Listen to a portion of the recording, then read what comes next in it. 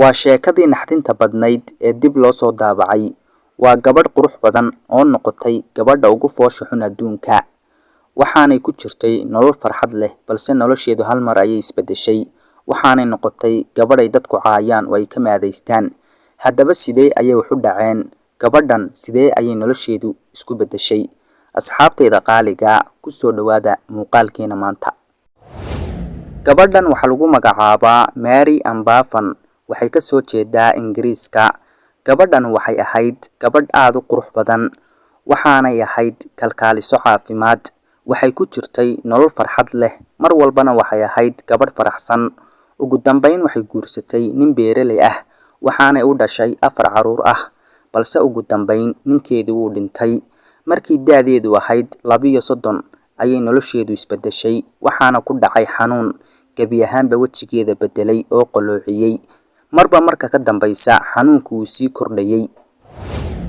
Haddaba xanuunkii ayaa ku sii kordhay oo muuqaalkii wejigeedu wuu isbedelay gebi ahaanba.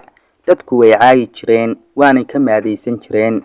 Haddaba ugu dambeyn hooyadan 4 caruur haysata, shaqadeedii waa laga soo eriyay muuqaalkeeda awgeed.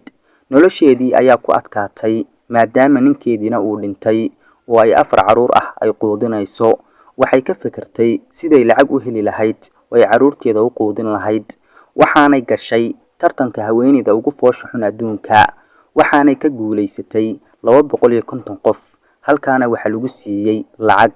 Waxaanay ku quudisay caruurteedii. Marnaba ismay lahayn noloshaadu way isbedelaysaa.